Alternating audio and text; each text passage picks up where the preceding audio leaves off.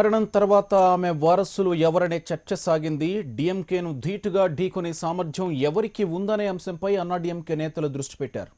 అయితే కోలీవుడ్లో మాస్ హీరోగా పేరున్న అజిత్ను జయలలిత వారసుడిగా రాజకీయాల్లోకి తీసుకొస్తే ప్రత్యర్థి డీఎంకేను ఎదుర్కోవడం సులువు అవుతుందని అన్నాడీఎంకేలోని కొందరు సీనియర్ నేతల వాదన.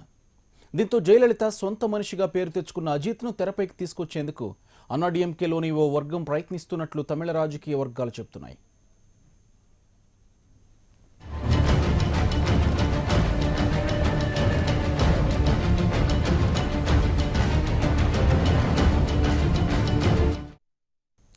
జయ మరణం తర్వాత పన్నీర్ సెల్వం ముఖ్యమంత్రి పీఠం ఎక్కిన పార్టీ పగ్గాలను మాత్రం శశికళ చేపట్టడానికి విశ్వ ప్రయత్నాలు చేస్తున్నారు.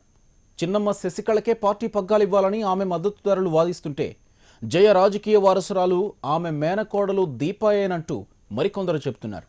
దీనిపై పోస్టర్ల యుద్ధం జరుగుతోంది.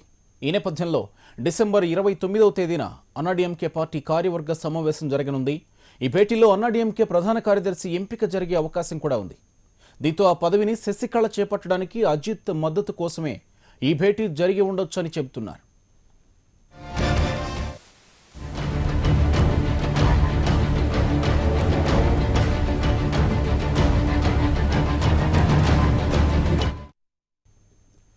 అజిత్ కొద్ది రోజులుగా బల్గేరియాలో జరుగుతున్న చిత్రం షూటింగ్లో పాల్గొంటున్నారు. క్రిస్మస్ పండుగను కుటుంబ సభ్యులతో జరుపుకునేందుకు ఇటీవలే చెన్నైకి వచ్చారు.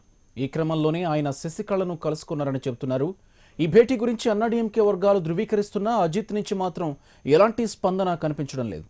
సెప్టెంబర్ 22న ఆసుపత్రిలో జయలలిత చేరిన తర్వాత మొదట ఆమెను పరామర్శించింది కూడా అజితే.